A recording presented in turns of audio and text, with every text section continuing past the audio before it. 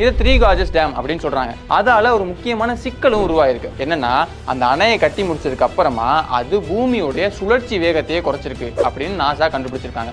இந்த அணை எப்படி பூமியோட சுழற்சி வேகத்தை குறைச்சிருக்கும் அப்படின்னா 2.3 கிலோமீட்டர் நீளமும் 150 மீட்டர் உயரத்திலையும் கட்டப்பட்டிருக்க இந்த அணையில அளவுக்கு அதிகமான தண்ணியை சேர்த்து வச்சுக்க முடியும் இல்லையா? அது எந்த அளவுக்கு கனெக்ட் பண்றாங்கன்னா 40 பில்லியன் கியூபிக் மீட்டர்ஸ், அதாவது 4000 கோடி கியூபிக் மீட்டர்ஸ் தண்ணியை சேர்த்து வச்சுக்க முடியுமா? அது எவ்வளவு எடை இருக்கும்னு யோசிச்சு பாருங்க. இவ்வளவு அதிகமான தண்ணியை 150 மீட்டர் உயரத்தில் இருக்கக்கூடிய ஒரு அணையில சேர்த்து வைக்கிறதுனால தான் அது பூமியோட சுழற்சி வேகத்தை குறைச்சிருக்கு. அது எப்படி அப்படிங்கிறதுக்கு அந்த சேர் எக்ஸ்பெரிமெண்ட் போவோம். ஏன்னா அங்கதான் அதுக்கான பதில் இருக்கு. இப்போ நான் அதுல சேர்ல உட்காந்துட்டு அந்த சேரை சுத்த வைக்கிறதுக்கு ஒரு ஆற்றல் கொடுக்குறேன்.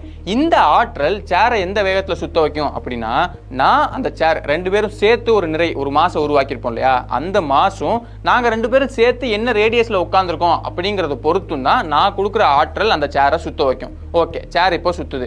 சுத்துனதுக்கு அப்புறமா நான் கையை வெளியே நீட்டுறேன். அதாவது என்னோட மாஸை ரீடிஸ்ட்ரிபியூட் பண்ணி நான் முன்னாடி இருந்ததை விட இப்போ என்னோட ரேடியஸை அதிகப்படுத்துறேன். இப்படி பண்ணதுனால அந்த சேர் சுத்துற வேகம் குறையுது. இப்போ நான் என்ன பண்றேன்னா மறுபடியும் கையை உள்ள இழுக்கிறேன். அப்படி உள்ள இழுக்கும் போது என்னுடைய மாஸ் ரீடிஸ்ட்ரிபியூட் ஆயிருந்தது மறுபடியும் பழைய நிலைக்கே வருது. அதே மாதிரி ரேடியஸும் பழைய மாதிரியே குறையுது. அப்படி குறையும் போது சேரும் பழைய மாதிரியே சுத்துது. இப்போ இதுக்குள்ள ஆங்குலர் மொமெண்டம், டார்க், நிறைய டெக்னிக்கலான விஷயங்கள்லாம் சொல்லுவாங்க. நம்ம அவ்வளோ டீட்டெயிலாம் போக வேணாம். இப்போ நான் சொன்னேன் இல்லையா, இதுதான் பேசிக். இது புரிஞ்சாலே போதும். இதே தான் பூமியிலும் நடக்குது. பூமிக்குன்னு ஒரு மாஸ் இருக்கு. அந்த மாசுக்கு ஏற்ற மாதிரி பூமி ஒரு மணி நேரத்துக்கு கிட்டத்தட்ட 1600 கிலோமீட்டர் வேகத்துல தொடர்ந்து சுத்திக்கிட்டே இருக்கு. இப்போ இதுல யாங்சி நதி இருக்கு. அந்த யாங்சி நதியும் பரவலா அப்படியே ஓடிக்கிட்டே இருக்கு. இப்போ நம்ம என்ன பண்றோம்னா இந்த நதிக்கு குறுக்க ஒரு அணையை கட்டி அதுல 40 கோடி கியூபிக் மீட்டர்ஸ் இருக்கக்கூடிய தண்ணியை சேகரிச்சு வைக்கிறோம். அந்த 40 கோடி கியூபிக் மீட்டர்ஸ்ங்கிறது அதோட எடை எவ்வளவு இருக்கும்னு யோசிச்சு பாருங்க. இப்போ அவ்வளவு எடை இருக்கக்கூடிய தண்ணியும் நாம 150 மீட்டர் உயரத்துல இருக்கிற மாதிரி சேகரிச்சு வைக்கிறோம். அப்படிங்கிறதுனால சேர்ல நடந்த மாதிரியே இங்கேயும் பூமியோட மாசு கொஞ்சம் ரீடிஸ்ட்ரிபியூட் ஆகுது. சேர்ல என்னாச்சு,